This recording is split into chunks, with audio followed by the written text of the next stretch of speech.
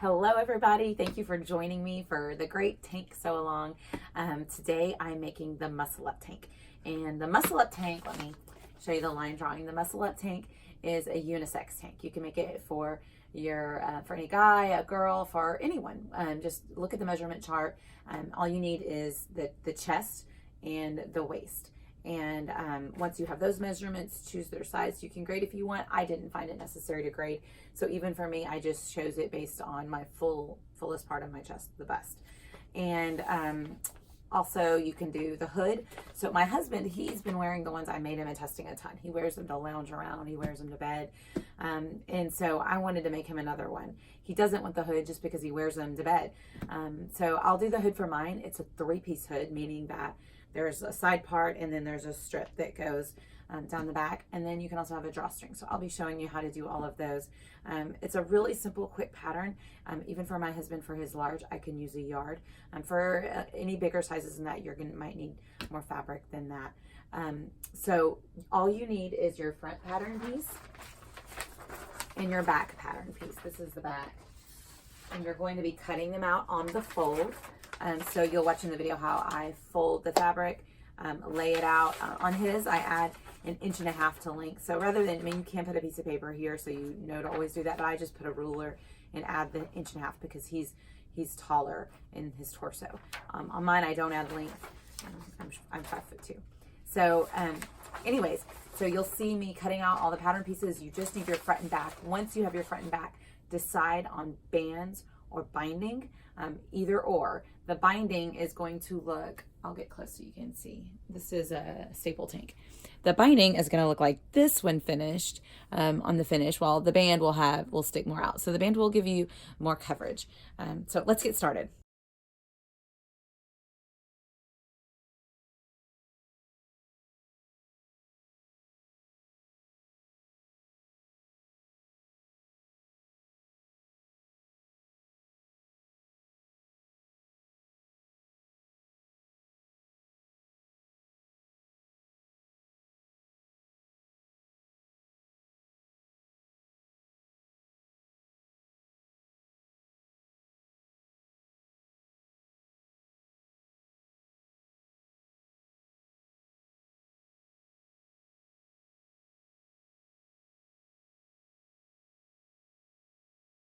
We are now sewing the muscle up tank, and I have my pieces cut out. You should have a front, a back, either a neck band or neck binding, and then either arm binding or arm bands, and you'll have 2 of both of those.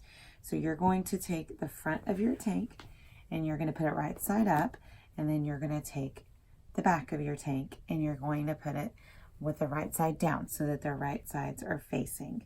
And now that you have that, you are going to match up your shoulder seams, and we are going to sew with a 3/8 inch seam allowance across both of our shoulder seams. So right where I'm putting my clips. And so you're going to sew those. After you sew those, then you're going to take your side seams and you're going to match them up like this. And then you're going to sew both of those down those. You're going to want to use a stretch stitch on all of these seams. So take a piece of your scraps that you used when you were cutting it out and practice your stretch stitch. Make sure I always adjust my settings for whatever fabric I'm using and really give it a good stretch. This is the one that I did on this fabric, so I give it a good stretch and make sure that my seam's not going to pop once it's all sewn. Okay, so let's go on over to the machine. Okay, I am at my serger and I'm going to sew my shoulder seams together first.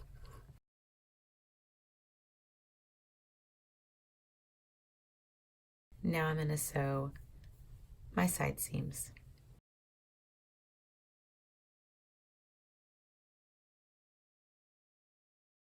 Now I'm going to do my second one. I make sure that I go in the same direction on both. So if you started at the top of the shirt and went to the bottom on the first, then you'll want to do the same on the second.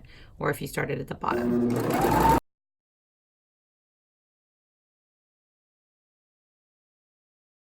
Now that I have finished my side seams and my shoulder seams, I'm going to start by putting my neckband on. In order to To do your neckband, you're going to need to first find the center of your front and your back. So you'll need some kind of a marking tool or a pen.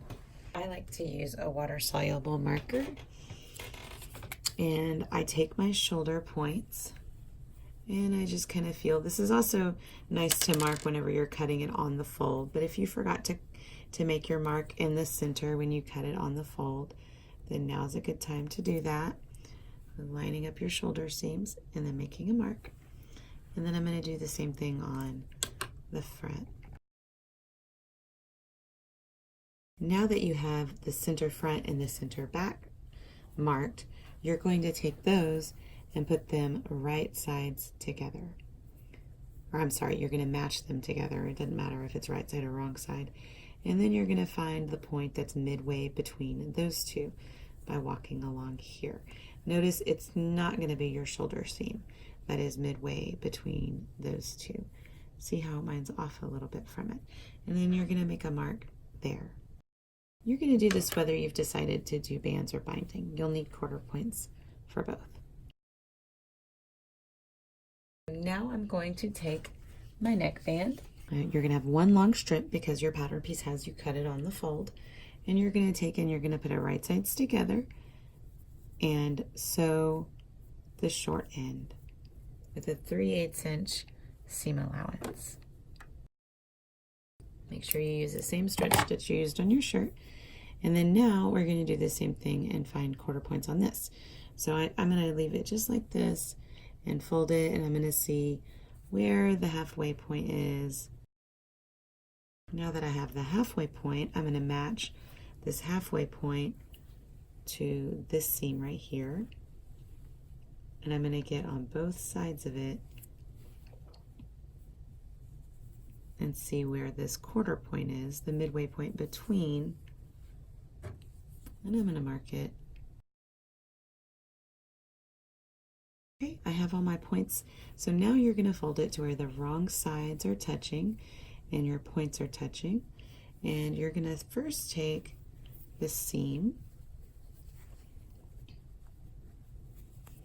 and match that up, and this seam is going to go to the back of your shirt.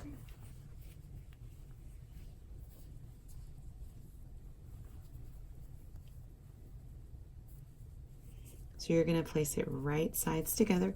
So take a look at your neckband. If there's a side that you favor, then put that side facing towards your shirt, because that will be the side that will be showing once you're finished.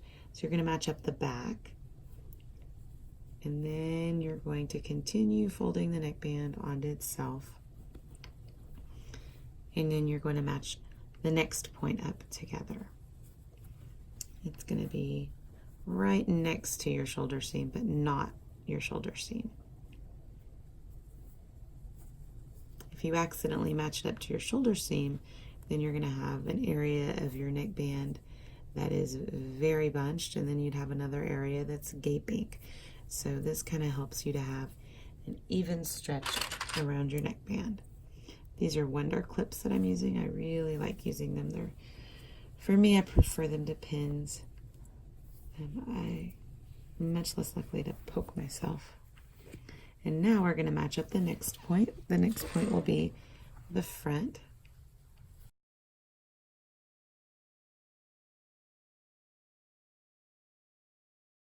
Okay, so we have everything matched up. We're going to be applying the neckband now to our shirt, and you're going to notice that your neckband is shorter than your shirt, and so that means that you're going to need to stretch the neckband to match this, but you do not want to stretch your shirt. So I'm going to start by sewing. I'm going to use my serger on this. You can also use your regular machine using a stretch stitch. Just make sure you're maintaining the 3/8 inch seam allowance.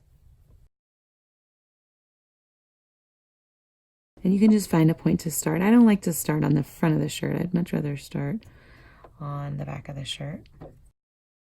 And you're going to do your best to keep all of your edges completely even. See how I'm putting tension on the band, but not on my shirt. I'm just keeping my shirt straight.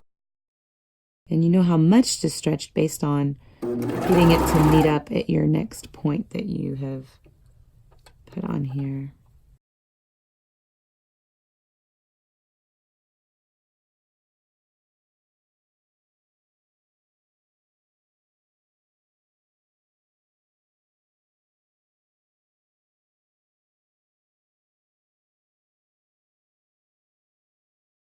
Okay, now we are going to admire our pretty neckband. And at this point, we can top stitch it down. So if you have a cover stitch, you would just top stitch all along this edge. I don't have a cover stitch. I use my regular sewing machine and I put a twin needle in it. I'm going to wait and just save my top stitching to the end. First, before I do my top stitching, I'm going to apply my bands onto my arms. I'm going to use the exact same method I did on my armbands as I did on the neckband. The only difference is that sometimes I'm just going to tell you my little secret. I don't stretch as much on this part. Whenever it gets to the narrow part of the shoulder, I try and do not as big stretching. So whenever I'm trying to meet my quarter points, I do need to stretch a little bit, but I don't stretch as much through here. And it resolves getting a lot of puckering along here. So I'm going to do that, and then we'll top stitch together and we'll hem.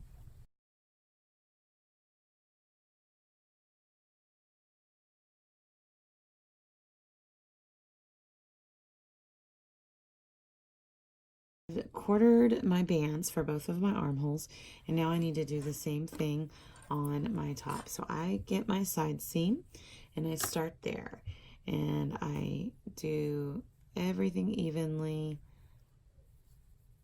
not stretching the shirt, just laying it next to itself to see where the other, where it's halfway away from my side seam, because it's not going to be your shoulder seam, because the front and the back are different.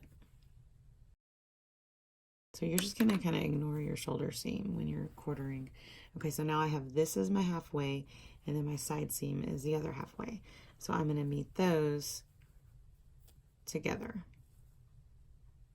And then I'm going to find what's halfway between those points.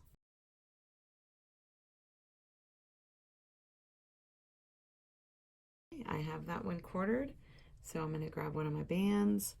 I'm going to put it right sides together, and then I put, I'm sorry, not right sides together, my wrong side together, and then I put this seam on the underarm. So I match up the underarm seam with this seam.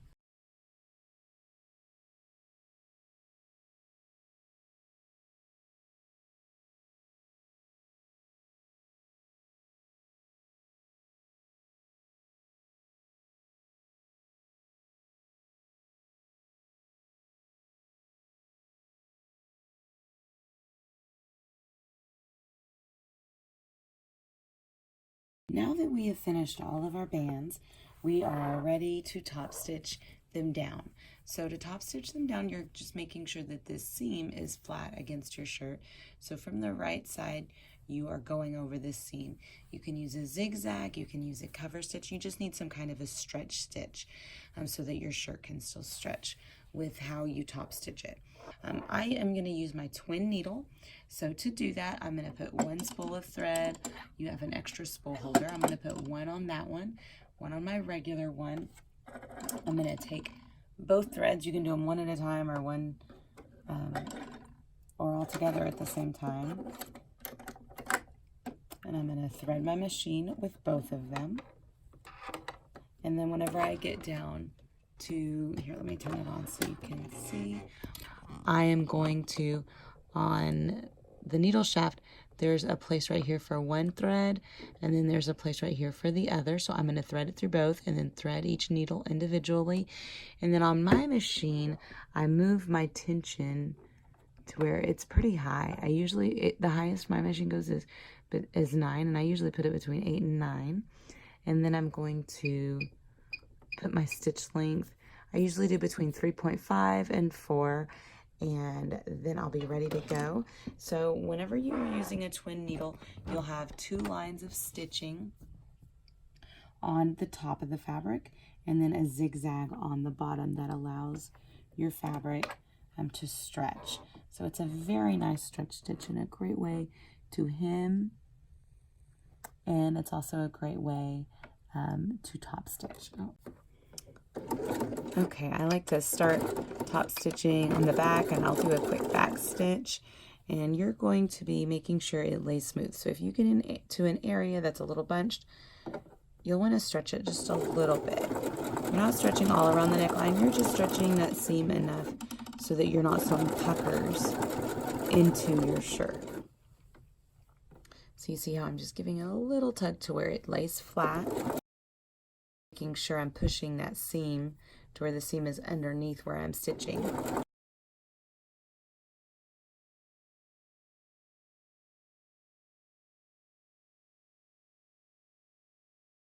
So this is what it's going to look like from the wrong side. You can kind of see a little zigzag over it. It's not really that noticeable. And then on the right side, you have your twin needle stitching. I'm going to do that on my armbands, and then we will be ready for our last step, which is hemming.